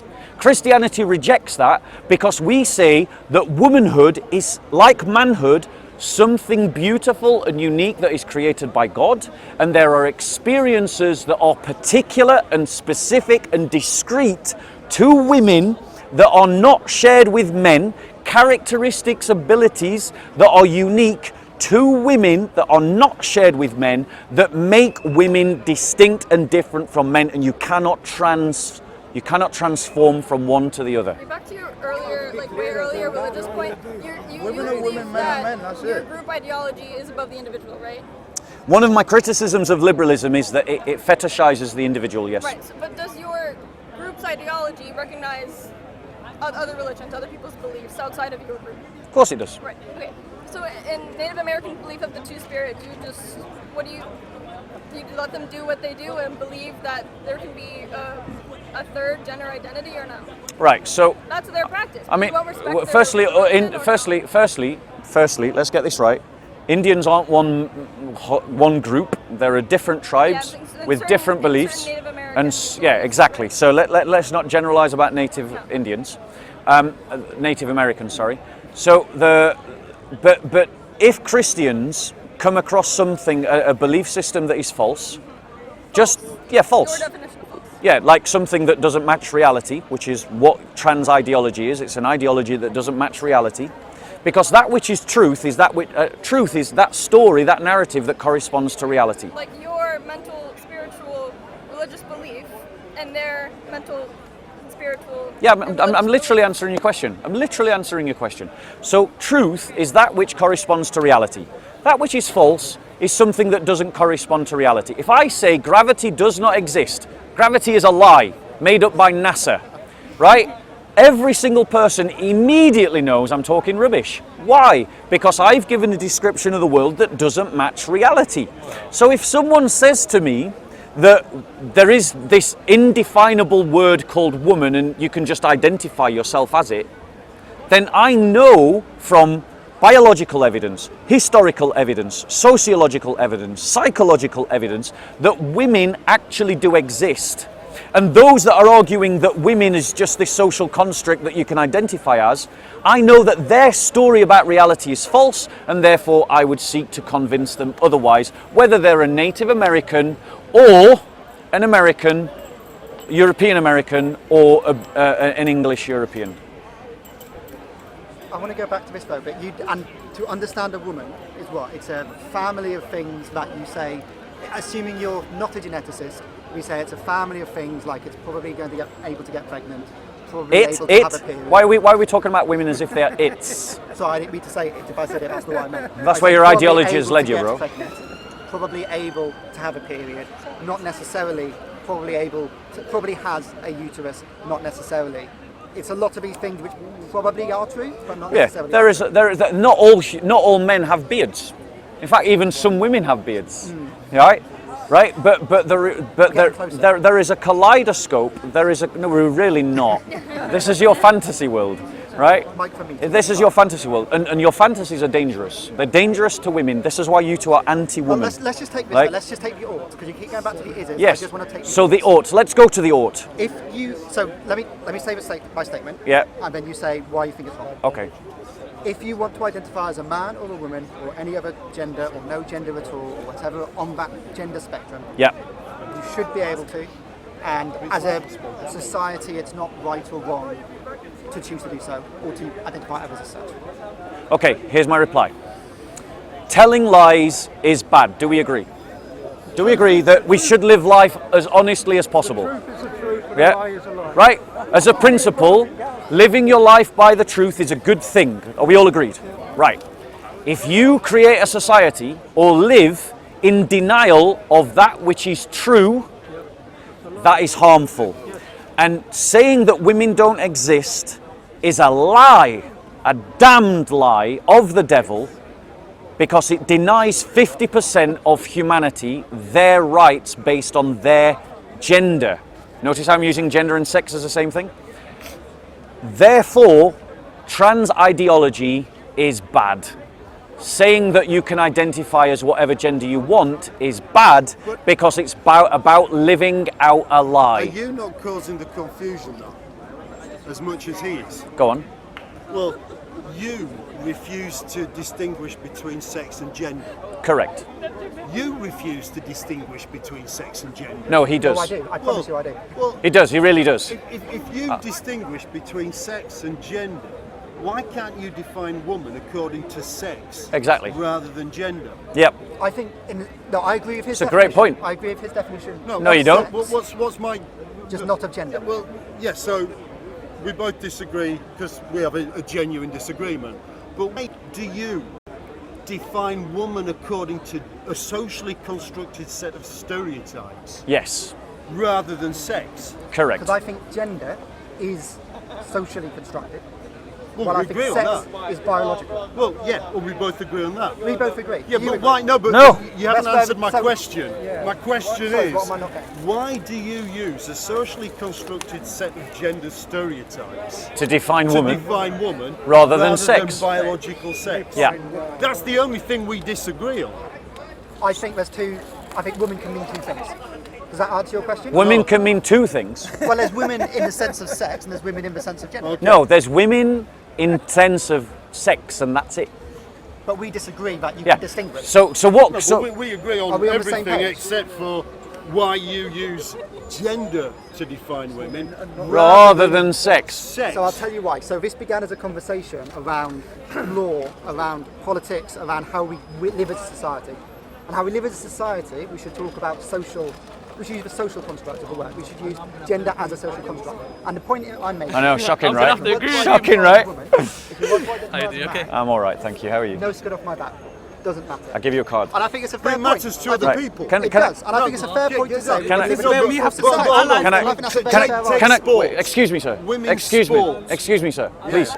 We were having a sorry, conversation. okay, So, sorry. let's be clear, right? Let's be clear, right? This is the problem with liberalism. The root of this problem emerges from liberalism's emphasis on the individual. Only with this one. The idea that the individual should be autonomous over everything. It has got to the point that it started off with the idea of the individual being free from religion, imposed upon it. But it's got to the point now where individualism should be free from reality. Should be free from reality. The reality is you cannot give me a reason, a logical reason, consistent to your own worldview, that says, if I present as an ape, why am I not an ape? You can't give me a logic. If you are willing to say that woman doesn't mean anything and it's just how you present, then we can say that there's a difference between being a primate and being an ape, because we're both primates, but we're not apes. So if I present as an ape, you have no grounds to say I am not an ape according to your logic, but you will now become inconsistent and you will now use the arguments that I've been using against you for the last hour to tell me that I'm not an ape. Tell me why, if I say I'm an ape and I present as an ape, I am not an ape. I'll tell you why I'm being consistent as well, because I'll come back to that point. Politically speaking, socially speaking, if you want to identify as an ape, no skin off my back, there's many thick people in the world. That's absolutely fine. And we shouldn't have a government or we shouldn't have a political society That's not my question. that tries to regulate it. That's not my question. It's not true. So you think it's it should? not true, So you think? but you are free to believe that. So That's what's good about Why liberalism. is it? Well, hold on one second. Did you see what you just did there? You just said, if I want to identify as an ape, it's not true. Did you see you did that? So I've just said to you that men that say that they identify as a woman, well, it's not true that they are women. But then you say, no, that's not fair. Well, now explain to me why is if I present as an ape, that I am not an ape, that is not true. But when a man presents as a woman, it is true that they are a woman. It is a double standard, you're right. Because one is a social construct. And we had this conversation, we know what a social One is a construct social. is. So how? Wait. You're saying one is a social construct. So how is an ape not a social construct? Because when we talk about apes, no one's talking about ape as a gender. Separate species. Wait. It's a separate species. Women are a separate gender. Thank you. Different sex. They're a separate. But the reason we have separated men and women in society is because it's a gender role that was placed on women throughout history. No, it's a gender role that emerges out of the fact that men and women are biologically different. Yes. Okay. Now that has often, for a huge amount of human history, been abused by men. And women have been the victims of men's violence and men's abuse of their biological strength, right? There's no doubt about that in history, right? But that itself, those abuses emerge out of biological differences.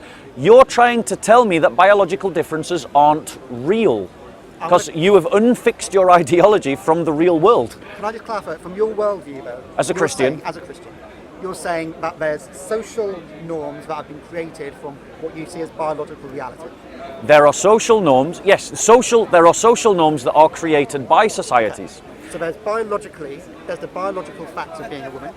Yes. And then there's social norms that come from being a woman. Well, there's a Yes, distinction there, right? yes, there is, yes. So there's the social side of it, Yep. let's call that gender hypothetically, and then there's the biological side of it, we can call it sex hypothetically. Yeah. That's how I'm using those words. You can I use think- the words that. I'm not going to use words that way. Okay.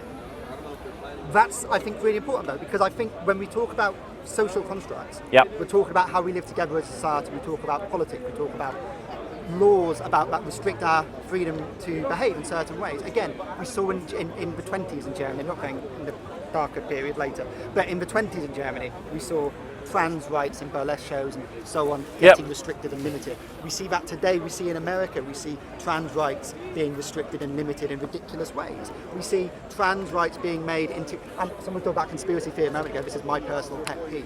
I think trans rights has become a sort of fetish, it's become a sort of effigy that we're trying to burn. It's when there are a real problems we fetish deal of with as progressives. society. It's a fetish of progressives. All I'm saying is Where- let no. people do what they want. But you don't And though. we You regulate. don't though. We You regulate. no, you Based don't on though. gender, but Hold on one based on second. fact. Hold on one second. That's exactly what progressives aren't doing. Because if I misgender someone, progressives will prosecute me. Do you Right? think we One should do second. that? One second. But that is what progressives are I just doing. mentioned a bit of a contradiction. You said, Yeah. let them do whatever you want, but regulate them. But by you regulating them, you're not letting them do whatever Exactly. Don't regulate You're them. setting Don't. limits. Right. You don't regulate them. So he ends up So you in don't anarchy. believe in any kind of boundaries or No, limits. you Yeah. regulate for things other than based on things other than gender. But can We're I talking about point? Hold on abuse. one second. You don't Hold on one regulate second. based Hold on one on second. whether a man or We woman all is we all know abused. why You regulate Jordan. based We on all know abuse. why. We all know why Jordan Peterson became famous, because Canada tried to introduce a law of compelled speech when you had to use the pronouns that someone said, these are my pronouns. And we've now got to a point whereas if you misgender someone, as if such a thing were possible, if you misgender someone, you can lose your job, you could be prosecuted for a hate crime. Liberal progressives always talk about tolerance. Let's have inclusivity. Let's live in a world in which people accept one another. But they are the least tolerant people in the world. Accept my religion. They are the most bigoted We're against people transgender, in the accept world. They are the most fanatical people in the world. Progressivism is a religion. It is a this world religion, and it is pushed by fanatics who are intolerant, who want to take away your rights, who want to take away your freedom, who want to force you to accept their dogmas, and all of you must oppose these progressives. You must oppose them because given the opportunity, they will cast you out of your job, they will cancel you, they will take away your freedom of speech. It is an evil ideology, just like Nazism was an evil ideology, just like communism is an evil ideology. Liberal progressivism is an evil ideology that every good person should oppose. And I agree, we should do more to protect Go on, freedom. the lady for has a society. question. Go on. Within your religion, you believe in converting others into your religion. Yep. But you're tolerant of others. Yeah. So do you believe in just letting people do as they wish? No. No. Christianity doesn't lead to that way. So Christianity has a principle, Christianity has a view of law and how law should be used. So I'm going to quickly explain how it works. Firstly, Christianity says that law is a secular activity. So in other words, it isn't something that is prescribed from the book in terms of the covenant that we're in. It is a secular activity that secular societies prescribe their laws, but it's not voidless. It's not just creating laws in a vacuum. It's creating laws according to a set of values and a set of beliefs. So because of your beliefs, Let me finish. And our view of law is that the role of law is to hold back the tide of sin. It isn't to give freedom to sin, it's to hold sin back. But in terms of doing good, and what good looks like, there is no law. We don't prescribe what doing good looks like, we only prescribe against evil. So there used to be in this country, I don't know if you know this, there used to be a law called Section 28, which meant that you could not proselytize LGBT transgender ideology in schools to children. I want to put on record that I think we need to bring back that law and outlaw propaganda to schools that is pro-LGBTQT. We need to ban it because the result of it is that we are creating a society disconnected from reality, as you have witnessed in this conversation, and we're also allowing child grooming to occur in schools and the sexualization of children in schools under the guise of educating people about LGBTQ. okay, so because of your belief system, you believe you can regulate what other people outside of your belief system identify with and believe in? Yes. And that's exactly what you're doing. But you're claiming that you don't. The difference is, I'm being very honest, I'm saying that I wouldn't actually stop your freedom of speech. If you wanted to misgender someone and call a man a woman and a woman a man, I would let you do that. I would not punish you for misgendering people, for calling men women and women men. But progressives do want to prosecute me for misgendering people. So you don't think there's a difference between free speech and the inclusion of hate speech?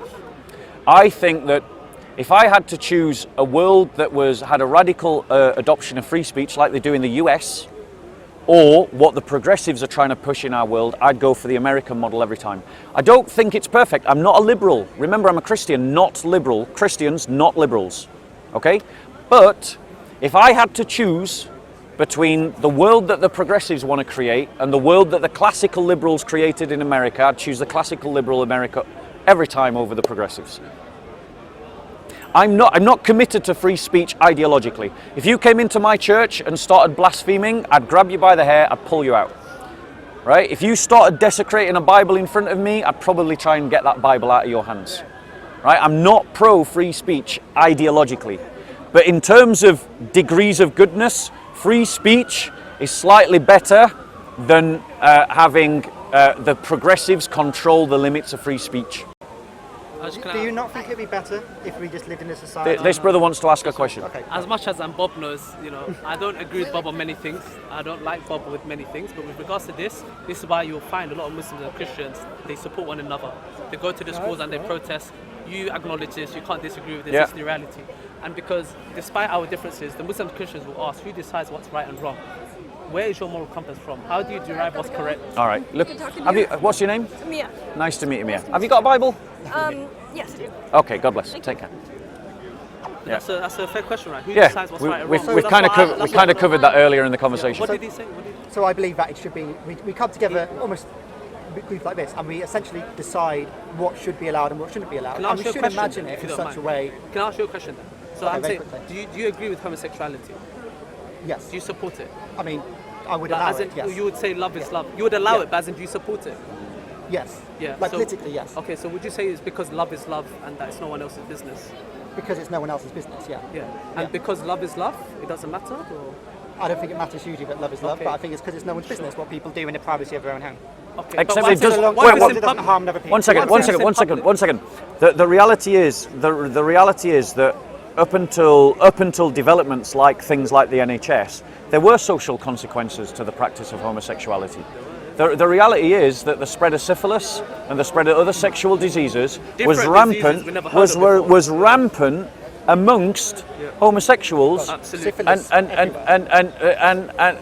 But it was rampant. It was if you go to a gum clinic in the UK and you look at the adverts for gum clinics in the UK, they are directed mainly to the homosexual community. Why? That is true. Because of the That is true. proclivity. Why I think Because of the proclivity. When you combine the male sex drive with sexual diseases, you get the spread of sexual diseases. That's just a fact. I think a large part Who of that suffered also, most- and who I suffered think a mo- large part. Let me finish because you had your point. Per Let me capita, finish. one second, I'll end on a question. Per capita, which sexuality per capita suffered most from the HIV virus? Men, Which kind of men? gay men, absolutely. And AIDS. And I think Yeah, one of that's the biggest HIV, reasons, AIDS, yeah. one of the biggest problems of that was things like Section 28, which massively reduced education in the UK and similar laws in the US about how to practice safe gay sex. And I think this is one of the problems of when religion gets involved Can in I make a government. quick point? It's I when need- Yeah, of course. churches Then start maybe trying we to can use talk later. morality Yeah, sure. to try and influence what we should or shouldn't do. Now, I think it's important as well, because let's go back as well. Let's talk about because we thought HIV specifically, but in general, I think it's important to have clear, free speech is symmetric information. It's about knowing what the other person. If you've got HIV and you're not telling me, that's a big problem, and that's part of freedom of speech. Is knowing about what's the situation, what is fact. So it's that equality of conversation. If you're standing up on a 12-foot pedestal, I'm not going to talk to you. Can I just- know some yeah. people here do. But it makes it much harder to have an equal conversation. I think this is much better, right? Because we can have an equal conversation. Can I just add one point? So I think the difference here is this. We, especially I'm speaking from a Muslim perspective, I think you might actually agree with this. We believe in the concept prevention is better than cure, right? We set the boundaries, we prevent it from happening in the first place, rather than allowing it to happen, then have to deal with the mess. This is why, and we ask this question again, who decides what is morally correct or incorrect? When you say, okay, yeah, love is love, homosexual should be allowed, then by that logic, if love is love, then do you agree with incest? Do you agree with the mother? No, but I don't believe in. Pedophilia. No, but I'm saying, would you agree? No, because it's not No, but consenting like- individuals. Wait. Well, I think they are consenting individuals. Yeah. What They're happens? consenting. What happens? If a What mother happens? One consents second. to No, hold on her one son, second. do No, you wait. agree? Now I've you're got gonna it. see One the second. real One crux second. of the issue Calm then. down. Yeah. Right. If a brother and a sister agree to practice safe sex, so they will use a condom, right? But they've consented Yeah. as adults, right? They made that rational choice. Would you say that incestuous sex is acceptable? Morally, no. On what grounds? Because it can cause so much damage. Because it causes so much. They're practicing harm. safe I- sex, I- but they're practicing We'll safe agree on this sex. point. We'll But agree on the, this hold point. on one second. Morally, I believe that the family unit is a very valuable part of society. Where They're do you not- get And I that think from? incest goes against What- that. who Now, defines here's a the family? important difference, though. Because I think don't think that's a heart matter. No, I think it's no. This is the It's heart matter. necessary. It's What's essential. legal? Look, you're making me a Christian and a Muslim ally on this. I don't want to ally with this guy. Really, he doesn't want to ally with me. He really But you doesn't leave want to me with ally no with me. choice. Well, Trust don't me, like this guy. there's no Muslim in this park that likes me. No I don't Muslim, like this no guy. Muslim But in on this this, park I wants have to ally ally with me. him. You're making him do painful things. If you went to He's suffering right now. Stop this. This is not very good humanist behaviour. You're causing him to suffer. No. he's All free jokes to aside. leave, he's free to have a No, conversation. all jokes aside, That's the benefit. but this is why I would say, on what basis do you derive your moral grounds from? You're saying morally, but where's it from? As in, you just make your own subjective morals? That's exactly what he's doing. Personally, I think it's about upbringing, I think it's intuition, I think it's There's emotion, I think influences. it's lots of things. You acknowledge this But influences. I there. also think I'm not On what basis can you say? I'm not 100% Wait, certain. wait 1 second. On what basis can you say love is love, homosexual sex is fine, but incestuous safe sex is bad? Personally, Yeah. because I think the family unit's important. I think it degenerates the family. Right. Wait. Well, what's a family unit? The family you grew up. Is it 2 men and their children? It's the people you grow up with. What about 1 man and 4 wives? What about? In some countries, what about? yes. What about? So my point is, because you're. It's Wait. like a little pig's I was just setting him up. I was setting him up. I set him up. No, hold on 1 second. Because no, wait 1 second. Wait 1 second. Because your whole argument is based on the idea of social contractualism. Yeah. So if society agrees Yeah. that homosexual safe sex is fine, that's good. If society agrees that 1 man and 4 women is good, then that's good. So what happens if society agrees that safe sex between a brother and sister is good? Why is it that suddenly you are taking umbrage at the fact of society coming to the social contract that incestuous sex is okay? So I think you're conflating two things, and that's why I think this is a problem. Go on, explain how. I think there's what's right or wrong ethically.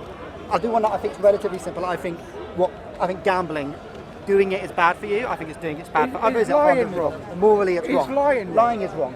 People shouldn't be in prison. Exactly. People shouldn't be put in prison if they've told a white lie. People shouldn't be put in prison for gambling. People shouldn't be put in prison necessarily for doing something ethically wrong. That's why I think the I difference. agree. Would you imprison people for being homosexual or committing homosexual I need to acts? pray. All right, yeah, we'll hear. What's your name, bro? Rayan. Rayan. Let's talk. Let's talk later. All right, no worries, Rayan. Right. So my point to you is, you haven't.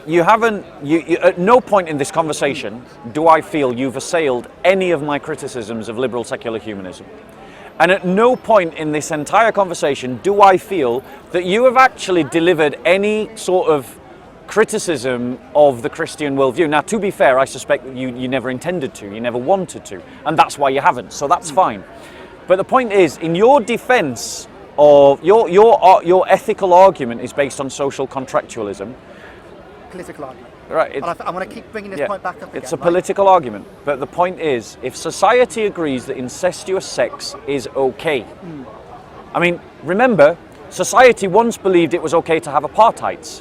Society once believed that it was okay to enslave people. Society still tragically believes that it's okay to abort your children.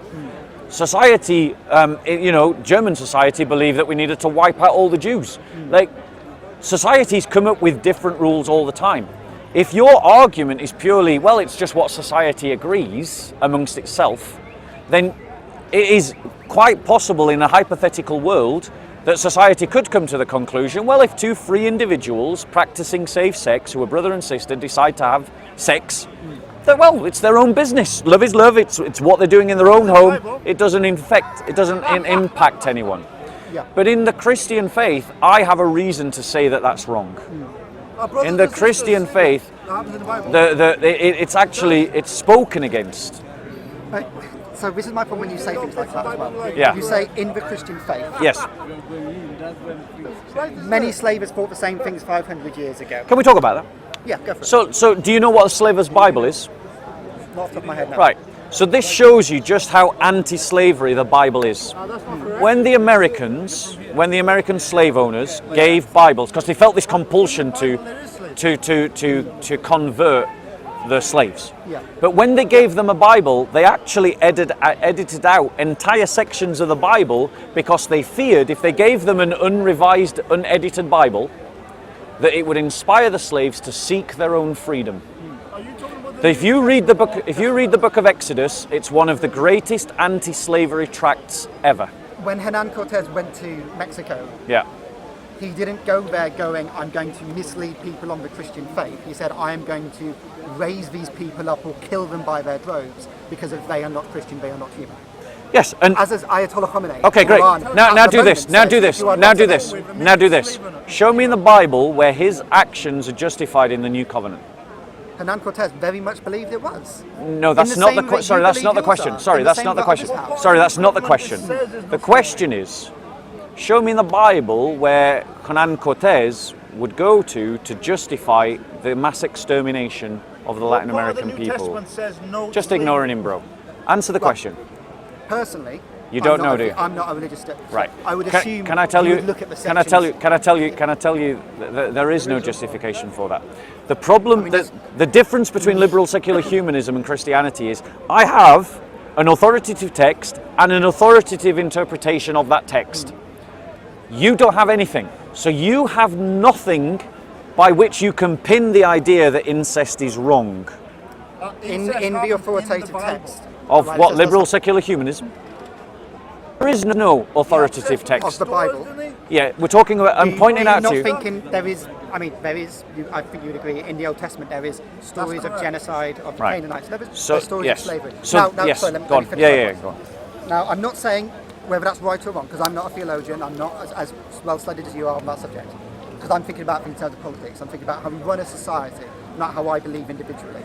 I think if an individual can come to that conclusion, we have to work out a society where we can live together. But that's That the doesn't base itself on a book that some people interpret it to justify genocide, Yeah, justify yeah, slavery. yeah, We should yeah. find a way that we can live together, Yeah. which is based on living together, yeah. not based on something else. Right. So, and I would say Christianity is still the better way to do that. Because if we were going to create a world, I think we would want to create a world that is built on love and good faith and hope and justice and prudence and chastity. Yes. I'm most of the way with you, Ben. Well, you just said chastity is about controlling one's sexual urges so that you're not controlled by your sexual urges. Okay, I'd say stoicism. Yeah, it's not stoicism; it's chastity. Stoicism is the belief. Stoicism is the ethical practice of upholding the virtues. So it's a virtue ethic system, and I've just I don't want to described get to you. about stoicism, I've because I just can go on a bit of a rant myself. yeah, I've just described to you a virtue ethic system. So what I'm saying is, if we look at how do we create the best society, the one that a rational person and instinctively is drawn to is one that is tutored by apostolic and prophetic teaching. Just talk about virtues, then. Would you believe a society that believes in self-righteousness? Not Self-righteousness, or righteousness, righteous indignation, righteousness, not timidity, these are terms. not over bravery, to use what Aristotle would call, but righteous indignation. When you see wrong, you challenge and change it. Yes. Okay. Do you agree that some people's understanding of what's right and wrong would differ to yours? And Yes. if we created society based on that as a key pillar, Yes. that virtue, we run into trouble. If right? you, yeah, but that's the Very point. quickly. But that's the problem with. We will. But that's the problem with liberalism is that liberalism is just virtues gone mad. Well, It's here's the vigil. problem. It's Like, liberal. you No, mean- the but problem. The church problem is with distinct, liberalism. The is problem with plurality. liberalism. The problem with liberalism is that it's virtues gone mad. Virtues aren't in a vacuum in the Christian worldview. They are pegged in by certain beliefs and certain values. So because of those certain beliefs and certain values, virtues can only express themselves, that certain avenues of how you could express virtue are shut down. They're shut down. But you can't identify So for instance, self-righteousness, Yeah. like which could easily actually be covered by the term of righteous indignation, is actually something that's spoken against by Christianity. The being ethical is about practicing and repracticing and learning how to do it better. That's how you become ethical. That's according to the Christian system. But I think this is the important point.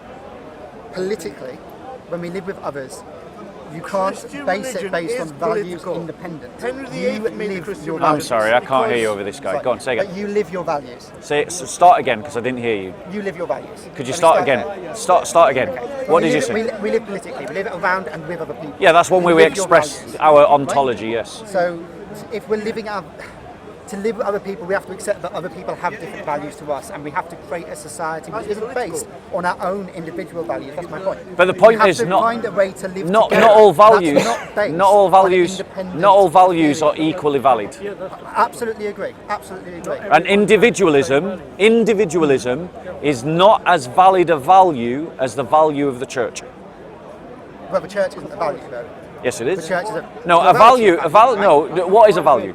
Well, let's do the examples we gave. We talked about chastity, we might say prudence, we might say courage. No, we those might are say- virtues.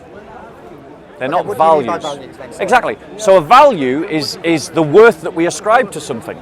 If we ascribe worth to anything, it has a value. Your sunglasses cost something. Okay. Yeah? Yeah. So it has a value, right? It's how much do we value it? Your life has a value. Yeah. Yeah? I would say that the value of the church is more important than the value of the individual. Why? Because human beings were never meant to live as individuals. It's natural to us to live in community. And so, because it's natural for us to live in community, we should organize social units that are village-sized, and the church can embody that, the idea of creating village-sized communities in which people are born, in which people are raised, in which people die, in which they can know one another and know other people and be socialized in those units. The problem with individualism, the problem with individualism is that it destroys the village element of human nature. And so we're not living according to our human nature, and this creates lots of psychological problems. One of the reasons why there's an increase in depression, an increase in the sense of, let's just call it generally being lost in the world, is because individuals are growing up and living in isolation, and that isolation is being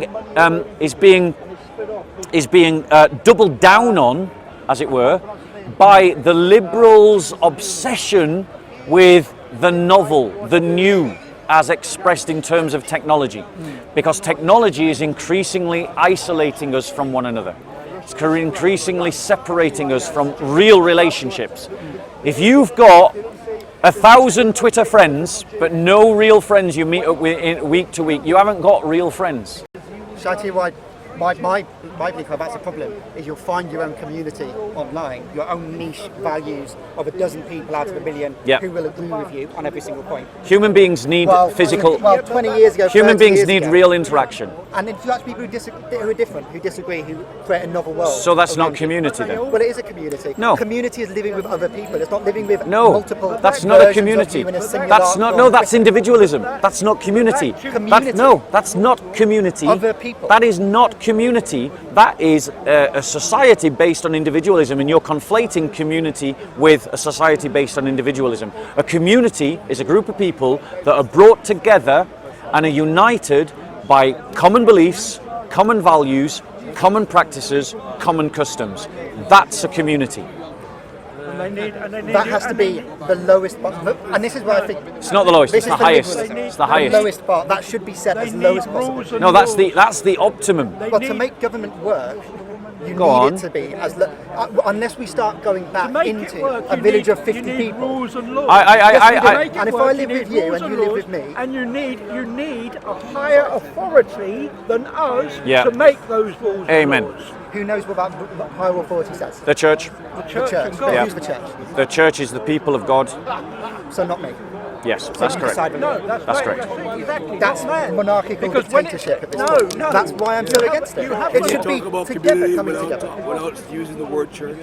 No, there can definitely be communities outside of the church. There can be other forms of community. Yes, absolutely. So, for example, like Jewish kibbutz, that would be an example of community. Without any religion involved. It's community versus individual. Well, that's the problem. And have because it community doesn't work. without any other power. No, because it doesn't work. Is my neighbourhood watch a community? Because then Tell us why. everyone, Tell us because I would say it's an association. because everyone's rules are then subjective. I think you're getting So so you make pedantic. your No, I'm really not. I make An mine. association My rules are completely different. is a group of people that unite over a common cause. A community is something that are united in a common cause, but they share values, beliefs, customs, and traditions, and a history. An association can exist inside of a community, or it can exist independent of community. And a neighbourhood watch is an example of an association independent, possibly independent, of a community. But you could also have a neighbourhood watch from within a community as well. Okay. So Brother, I want to start wrapping this up. So that's fair enough. No, it's good talking to Bob, isn't it? yeah. Steve, nice to meet you. Bob. Nice to meet you, Steve. Have you got a Bible, Steve? I do not. I'd like to give you a gift. Go on, why not? I feel like you've had enough no's today. So, here's my gift to you. I pray that you read it, and I pray that you consider our conversation as you read it, because this built a successful civilization. It was inspirational to a successful civilization, and the further we've moved away from its teachings, the worse things have gotten in Western civilization. Profoundly disagree, but Yeah. All right. I think you're surprised. You look after yourself. Well done. God bless. Have a Take good care. day. Yes. Came to me and Peace be God with you. bless you. Thank you so much. Your work. Thank I was you. just wondering, do you talk sometimes to the guy that has the Quran stand and say takes a Quran? I try and talk to them from time to time, but they've got to the point now where they just run away It's from just me. because I mean, all he wants to talk about is history. Yeah. To try to disprove the Bible. Yeah. And when obviously you know more about history than me. Yeah. But when he actually talks about the Bible, he has no arguments. And when I ask him a question, he couldn't answer me. Ask him if Jesus was Muslim, how come the concept of heaven and Jesus' concept of heaven is one is spiritual, one is about having virgins, Yeah. and then he couldn't answer. Brother, you know the best thing you can do when you see a Quran stall is ignore it. But They're since not there to argue, but since you've taken a Quran, can I just suggest you chuck it away? It's not worth keeping this. Right? And what you've done by going up to that Quran stall and taking this Quran is anyone else who watched you now may be encouraged to do the same as you. So you've actually helped them by doing that. So can I encourage you to go back and just put it back on the stand and then leave? Yeah? Because that is the best thing to do when you see a Quran stand is don't go there, don't talk to them. That's not a Quran. Yeah. Well, that's true. It's an That's English not even a translation. Quran, yeah. Yeah, it's not. So It they're needs not. to be They're not even giving you a Quran. Quran. So, brother, what you've done by taking this Quran is you've encouraged other people to take the Quran. My advice to you is either chuck it away or just put it back on the stand. Yeah, I'll probably chuck it since you say something. But I Yeah. will keep it. Thanks for Yeah. the advice. All right. God bless you, bro. God bless you. Take care, Oh, I'll send you an email. brother. Yeah. I have thousands of emails. There's too many I people. try to respond to between 40 and 50 emails a week. Oh wow, that's a Yeah, lot of emails. but like I get obviously more than 40 or 50 emails a week. Yeah, do you do any courses on theology? Yeah, or yes, I anything? do a discipleship and apologetics course on a Monday evening via Zoom. Via Zoom, is Then it on drop- your website? You're on my blog. You can apply to enter into that course, and then I'll let you in. Yeah, Yeah. I'm quite interested on the whole apologetics. So drop side. us an email, Yeah, say yeah. that you want to join the group, and I'll bring you into the group. Okay. God bless. Thank you very Peace much. be with God you. bless Get you. rid of that book. God bless you. God bless. Take care.